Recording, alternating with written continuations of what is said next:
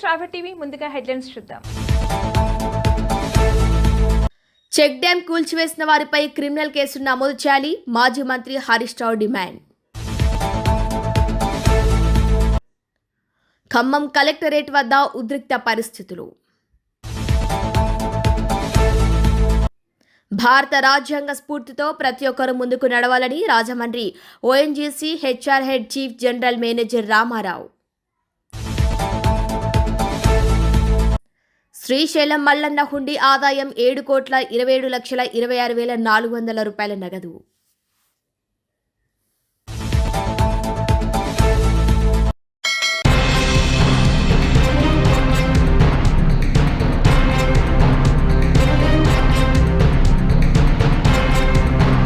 భారత రాజ్యాంగ స్ఫూర్తితో ప్రతి ఒక్కరూ ముందుకు నడవాలని Rajahmundry ONGC HR head chief general manager Rama Rao పేర్కొన్నారు. రాజ్యాంగ అవతరణ దినోత్సవం సందర్భంగా ఓఎన్జీసీ ఆధ్వర్యంలో రాజమండ్రి గేల్ ఆఫీస్ వద్ద నుంచి ఓఎన్జీసీ బేస్ కాంప్లెక్స్ వరకు వాక్థాన్ నిర్వహించారు. ఈ సందర్భంగా చీఫ్ జనరల్ మేనేజర్ రామారావు మాట్లాడుతూ భారత రాజ్యాంగం యొక్క విశిష్టత, దానిలో పౌరులకు పొందుపరిచిన అంశాల పట్ల ప్రతి ఒక్కరూ అవగాహన పెంపొందించుకోవాలని అన్నారు. 1949 నవంబర్ 26వ తేదీన భారత రాజ్యాంగాన్ని యూనియన్ ఆఫ్ ఇండియా ఆమోదించిన రోజు. ఈ దినోత్సవాన్ని రాజమండ్రి ప్రతి ఏటా ఓఎన్జీసీ ఎంతో ఘనంగా నిర్వహిస్తుందన్నారు. ఈ సందర్భంగా రాజ్యాంగ నిర్మాత అయిన డాక్టర్ బిఆర్ అంబేద్కర్తో పాటు ఇతర మహనీయులను స్మరించుకుంటూ వారు మనకు అందించిన రాజ్యాంగ స్ఫూర్తిని ముందుకు తీసుకువెళ్లే దిశగా ఈ రోజు పలు కార్యక్రమాలు కూడా రాజమండ్రి ఓఎన్జీసీ చేపడుతుందని తెలిపారు.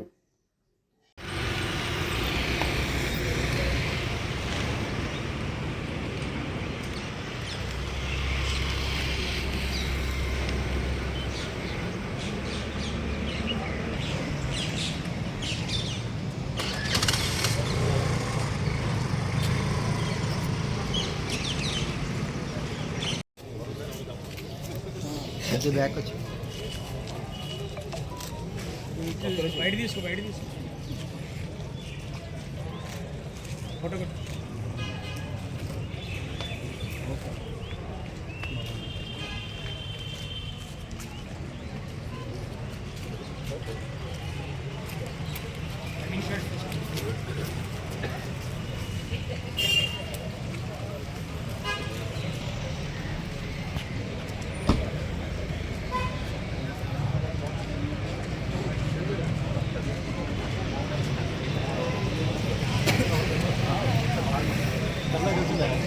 అయిపోయింది.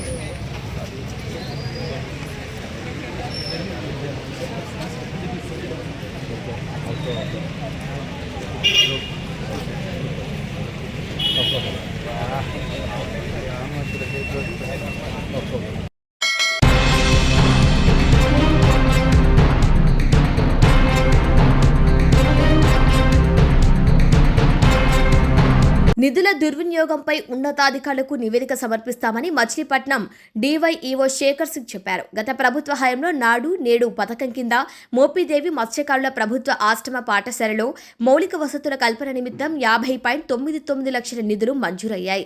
అప్పటి ప్రధానోపాధ్యాయులు నిధులను పెద్ద ఎత్తున దుర్వినియోగం చేశారని ఆరోపణలు వెల్లువెత్తడంతో జిల్లా ఇన్ఛార్జ్ మంత్రితో పాటు ఇటీవలే వన సమరాధనకు వచ్చి మంత్రి కొలుసు పార్థసారథికి ఫిర్యాదులు అందడంతో వారు సమగ్ర విచారణ జరిపి వారం రోజుల్లో నివేదిక ఇవ్వాలని అధికారులను ఆదేశించారు.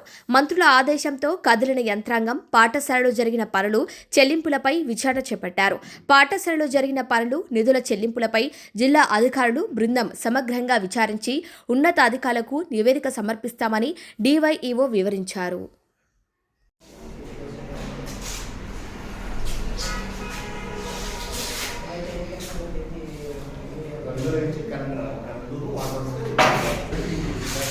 అవును ఈ అమౌంట్ వచ్చి ఎంత వాడుతున్నాం అని చెప్పి సంవత్సరం ఈ లక్ష కాదు ఇంత అమౌంట్ మేము వాడుకుంటాం.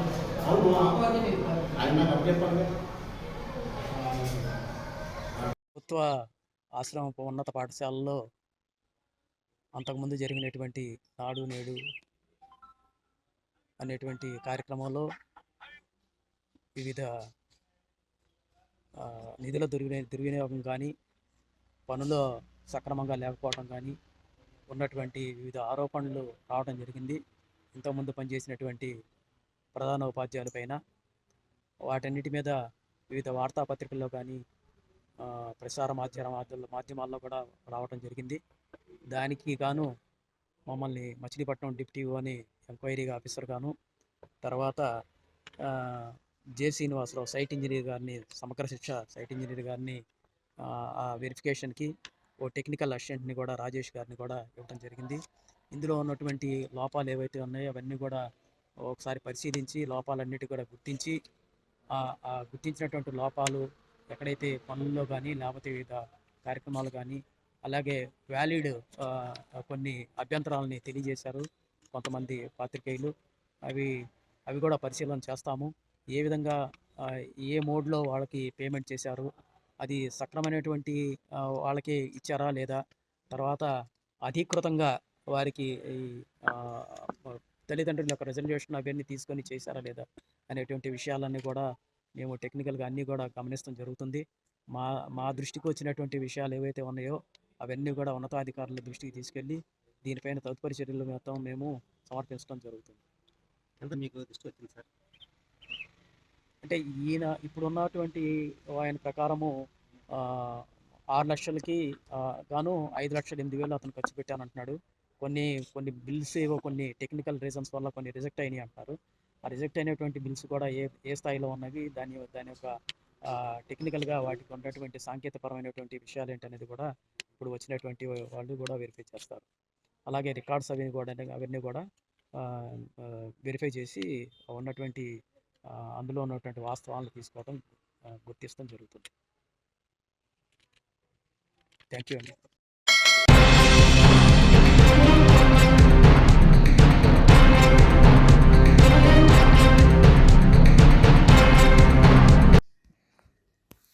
పెద్దపల్లి జిల్లా మంథని పట్టణంలో ఓ గేదె తలుగుతో పాటు ప్రధాన రహదారిపైకి వచ్చి అలజడి సృష్టించింది. దీంతో ఆ మార్గం గుండా ప్రయాణించే వాహనదారులు భయభ్రాంతులకు గురయ్యారు. గేదె ఎక్కడి నుంచి తాడుతో పాటు తప్పించుకొని రహదారిపైకి చేరిందో దారి తెలియక అటు ఇటు తిరుగుతూ ఒక దుకాణం ముందర ఉన్న బోర్డుకు తాకటంతో దానిని తగిలించుకొని రహదారికి ఇరువైపులా పరుగులు పెట్టింది. దుకాణ యజమాని గేదె వెనుక పరిగెత్తి అలసిపోయాడు. గేదె మాత్రం సుమారు 2 కిలోమీటర్లు ఆ బోర్డుతోనే రహదారిపై పరిగెత్తింది. ద్విచక్ర వాహనాల ద్వారా కొందరు యువకులు ఆ గేదెకు అడ్డుగా వెళ్లి తాడును తొలగించారు. సుమారు గంటన్నర పాటు అలజడి సృష్టించిన గేదెను పట్టుకోవడంతో అందరూ ఊపిరి పీల్చుకున్నారు.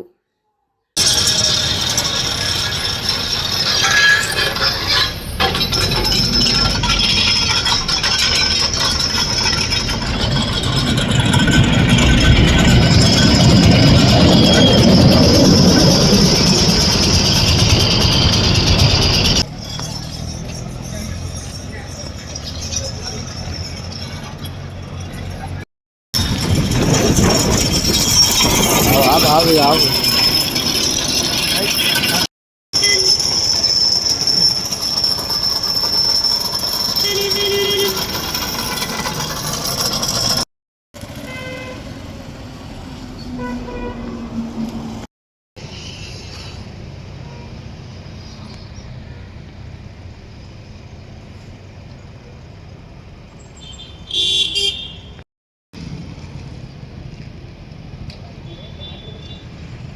ఉదయం సాయంత్రం ఇక్కడ బోర్డు పెట్టుకొని గేదె పాలు పెరుగు అమ్ముతుంటాం. ఆ రోడ్డు మీద ఒక గేదె ఈ బోర్డును చూసి ఆ బోర్డు మీద ఇంకొక గేదె ఫోటో వేసాం. ఆ ఫోటోని చూసి ఇది దాని సిబ్లింగ్ ఇంకేదో అనుకొని ఆ బోర్డును పట్టుకొని ఇక్కడ నుంచి అది ఉండే ప్లేస్ దాకా లాక్కుంటూ వెళ్ళింది. మళ్ళీ మేము అక్కడ దాకా వెళ్ళి ఆ బోర్డును తిరిగి తెచ్చుకోవడం జరిగింది.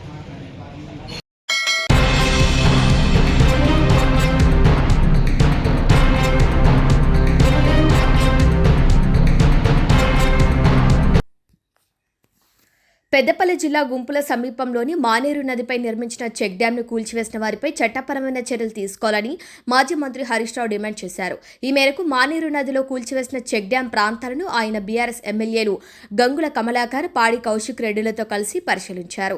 ఈ సందర్భంగా హరీష్ రావు మాట్లాడుతూ 24 కోట్ల వ్యయంతో నిర్మించిన చెక్ డ్యాం ద్వారా పెద్దపల్లి, కరీంనగర్ జిల్లాలకు చెందిన రైతులకు ఎంతో ఉపయోగకరంగా ఉండేదని అన్నారు. కొందరు ఇసుక మాఫియా ప్రోద్బలంతో చెక్ డ్యాంను కూల్చివేశారని ఆరోపించారు. నాణ్యత లోపమని కాంగ్రెస్ పార్టీ నాయకులు ఆరోపిస్తున్నారని, ఆ డ్యాం కట్టింది ప్రస్తుత ప్రభుత్వంలో మంత్రిగా పనిచేస్తున్న వ్యక్తికి సంబంధించిన నిర్మాణ సంస్థ అని అన్నారు. వెంటనే సదరు నిర్మాణ సంస్థను బ్లాక్ లిస్టులో ఉంచాలని డిమాండ్ చేశారు. కాళేశ్వరం ప్రాజెక్టును వెంటనే మరమ్మతు చేసి కరీంనగర్, సిద్దిపేట, యాదాద్రి, భువనగిరి, సంగారెడ్డి, మెదక్ జిల్లాలకు సాగు, తాగునీరు అందించాలని డిమాండ్ చేశారు.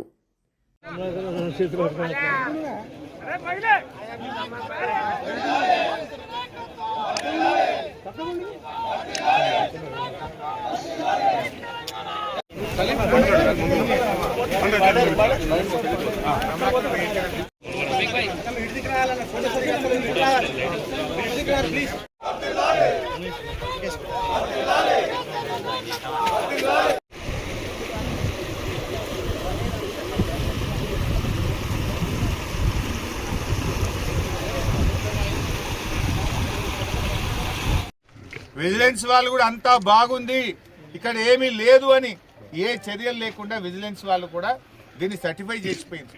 ఇప్పుడు 3-4 ఏళ్ళకి చెక్ డ్యామ్ మీద దోషులను అరెస్ట్ చేయండి, 24 కోట్లు రికవరీ చేయండి. అదేవిధంగా అన్ని చర్యలు కూడా తీసుకోవాలి. నిజానికి ఈ మా పోరాటం ముందుకు సాగుతుంది. ఇవాళ పోలీస్ అధికారులు దీని మీద ఒక ఉన్నత స్థాయి విచారణ జరిపి కట్టుదిట్టం చేయకపోతే రాష్ట్ర వ్యాప్తంగా ఇంకా మరిన్ని చెక్ డ్యాములు పేలిపోయే ప్రమాదం ఉంటుంది, మరిన్ని చెరువులు కబ్జాలు చేసేటువంటి ప్రమాదం ఉంటుంది. ఆనాటి ఎన్నడన్నా కాంగ్రెస్ హయాంలో ఇట్లా చెక్ డ్యాములు కట్టినరా మానేరు మీద, మెదక్ జిల్లా మంజీరా మీద, హుసేన్ మియా వాగు మీద, మానేరులో డిమాండ్ చేస్తుంది. ఒకవేళ మీరు తీసుకోకపోయినా రేపు వచ్చేది బీఆర్ఎస్ ప్రభుత్వమే. వాడు ఎవడున్నా ఏ పొక్కలు దాక్కున్నా వాడిని పట్టుకొచ్చి లోపలేసేది ఖాయం, వాళ్ళ మీద చర్యలు తీసుకునేది ఖాయం. మర్యాద కొద్దీ మీరు తీసుకుంటారా? తీసుకోకపోతే ఆ ఇసుక మాఫియా వాళ్ళతో పాటు మీరు కూడా రేపు ఇబ్బంది పడాల్సి వస్తుంది అని చెప్పి పోలీస్ అధికారులను కూడా హెచ్చరిస్తా ఉన్నాం. కూలిందంటాడు.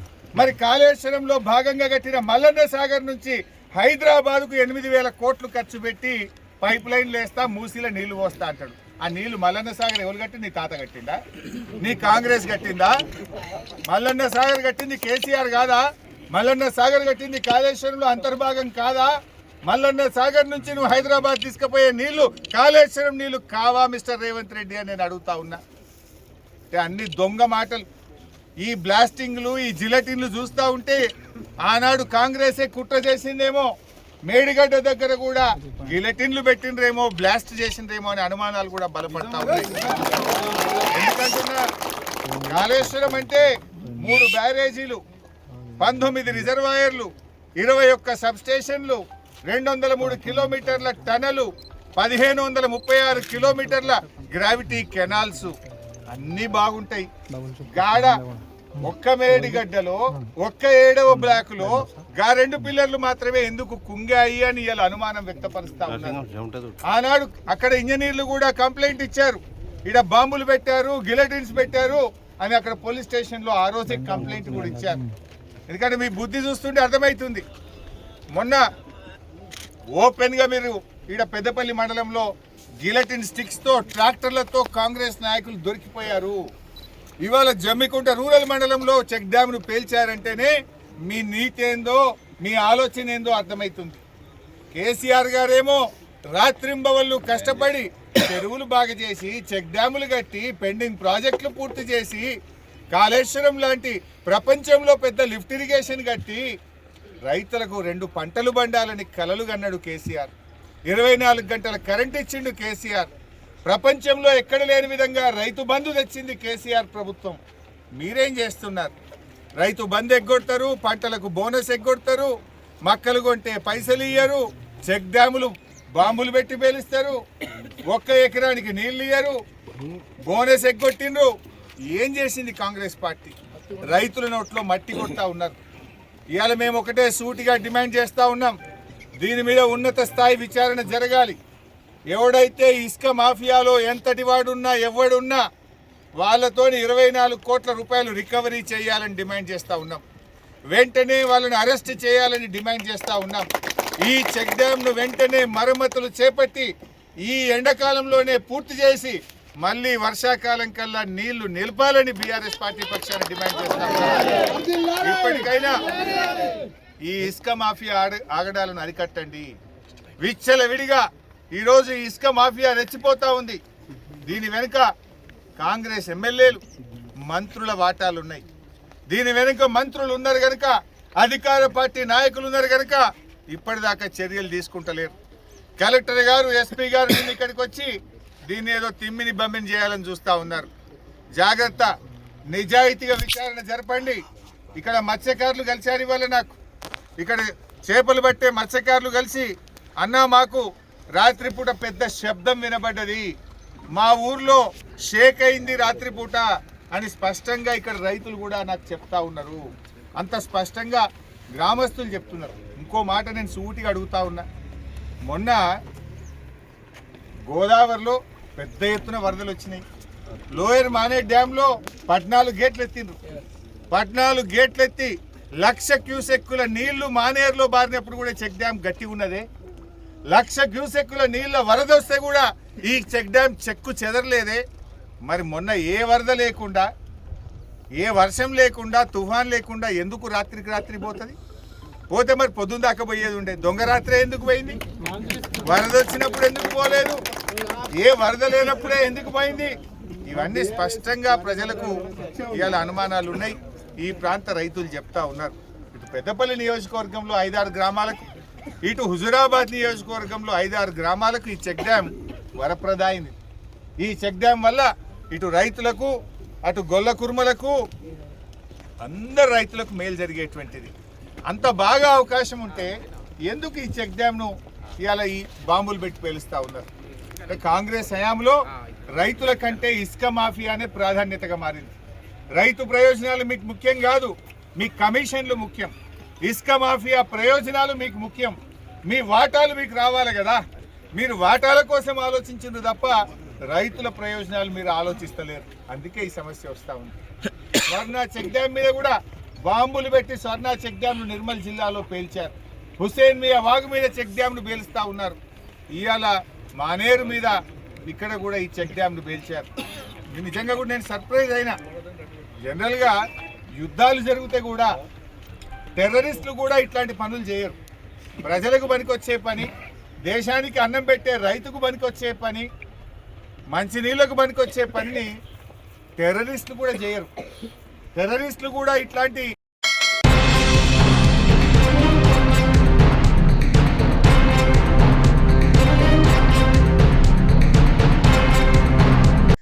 నల్గొండలో అత్యంత క్లిష్టమైన గర్భధారణ కేసును మలక్పేట్ యశోద ఆసుపత్రి వైద్యులు విజయవంతంగా నిర్వహించారు. ప్రెజెంటా అక్రేటా వ్యాధితో తీవ్రమైన క్లిష్ట పరిస్థితిలో ఆసుపత్రికి చేరిన 37 ఏళ్ల గర్భిణికి అత్యవసర సిజేరియన్ శస్త్రచికిత్స చేయాల్సి వచ్చింది. గతంలో సిజేరియన్, ఆరోగ్య సమస్యలు, కడుపులో పూర్వ టీబీ కారణంగా ఏర్పడిన అతుకులు అన్నీ కలిసి ఈ కేసును మరింత ప్రమాదకరంగా మార్చాయి. అయితే అనుభవజ్ఞులైన వైద్య బృందం సమన్వయంతో అత్యాధునిక సాంకేతాన్ని, పరిజ్ఞానాన్ని ఉపయోగించి తల్లి బిడ్డ ప్రాణాలను కాపాడటంలో విజయం సాధించారు. ఈ కేసు హై రిస్క్ గర్భధారణ చికిత్సలో ముందస్తు ప్రణాళిక, అత్యాధునిక వైద్య సదుపాయాల ప్రాధాన్యాన్ని మరోసారి చాటింది. అయిన తర్వాత బ్లీడింగ్ కండిషన్స్ ఉంటాయి. ప్రతి ఒక్కరికి కూడా గర్భసంచి తీసేయడమే సర్జరీ కాకుండా కొన్ని అంటే అడ్వాన్స్ టెక్నాలజీస్ ఉంటాయి. ఇంటర్వెన్షనల్ రేడియాలజీ డిపార్ట్మెంట్ అనేది మా దగ్గర ఉంది. సో వాటిలో ఏం చేస్తామంటే గర్భసంచికి వెళ్ళే రక్తనాళాలని బ్లాక్ చేసే ప్రక్రియ ఒకటి ఉంటుంది. దాన్ని యూట్రైన్ ఆర్టరీ ఎంబలైజేషన్ అంటారు. సో కొన్ని బయట నుంచి వచ్చే కేసెస్ లేదా ఎక్కడైనా అయినవైనా కూడా బ్లీడింగ్ అవుతున్నాయి, గర్భసంచిలో గడ్డలు లేవు బట్ స్టిల్ బ్లీడింగ్ అవుతుంది. అలాంటి కండిషన్స్కి ఏంటంటే గర్భసంచిని సేవ్ చేసే సర్జరీస్ కూడా చేస్తాం. ఇది ఓన్లీ ఇంజెక్షన్ ద్వారా దాన్ని బ్లాక్ చేస్తాం. యూట్రైన్ ఆర్టరీ ఎంబలైజేషన్ అంటారు. ఇంటర్వెన్షనల్ రేడియాలజీ డిపార్ట్మెంట్ అందరూ కూడా కలిసి ఉండడం వల్ల వీ కెన్ ప్లాన్ ఆ విధంగా. ముఖ్యంగా ఈరోజు నల్గొండ వాసులైన ఒక మహిళ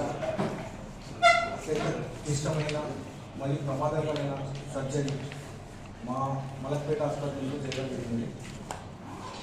ఆ సర్జరీ యొక్క స్థితిగతులను మీతో పంచుకోవడానికి ప్రముఖ గైనకాలజిస్ట్ డాక్టర్ లేపాక్షి దాసరి గారు, లాప్రోస్కోపిక్ సర్జన్ మరియు రోబోటిక్ సర్జన్ అయిన లేపాక్షి దాసరి గారు ఇక్కడ ఇచ్చేశారు. వారు యొక్క పేషెంట్ యొక్క పరిస్థితులను మరియు ఆమెకు వచ్చిన పరిస్థితులను వివరంగా మీకు వివరిస్తారు. I request Dr. Nepaksh Dasari garu please come on stage.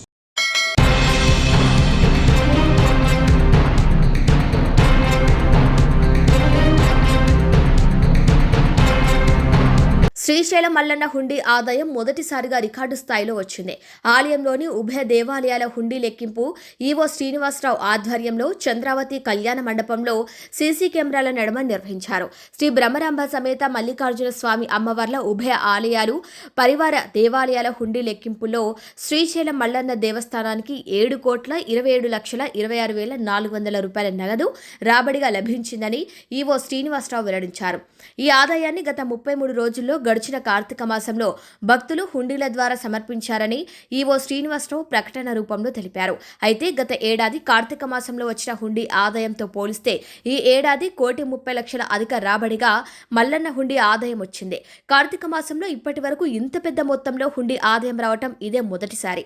అయితే ఈ హుండీ లెక్కింపులో నగదుతో పాటు 117 గ్రాముల బంగారం, 7 కేజీల వెండి తదితర విదేశీ కరెన్సీ ఈ హుండీ లెక్కింపులో లభించాయి.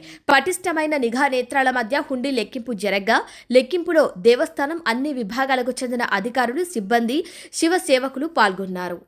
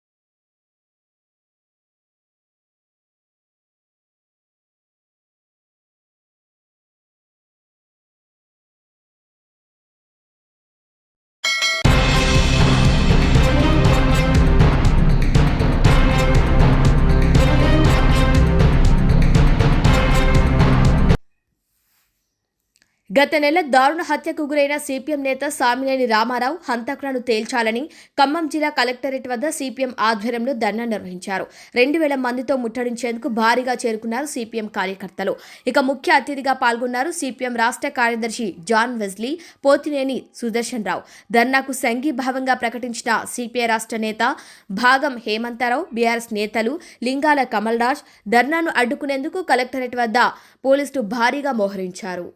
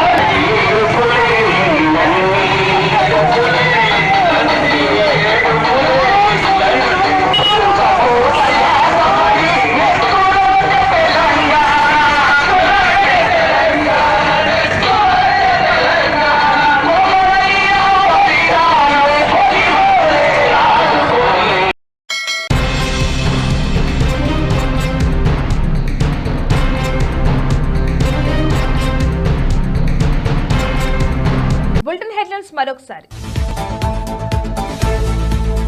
చెక్ డ్యాం కూల్చివేసిన వారిపై క్రిమినల్ కేసులు నమోదు చేయాలి. మాజీ మంత్రి హరీష్ రావు డిమాండ్. ఖమ్మం కలెక్టరేట్ వద్ద ఉద్రిక్త పరిస్థితులు. భారత రాజ్యాంగ స్ఫూర్తితో ప్రతి ఒక్కరూ ముందుకు నడవాలని Rajahmundry ONGC HR head chief general manager Ramarao. Srisailam Mallanna హుండీ ఆదాయం 7,27,26,400 రూపాయల నగదు.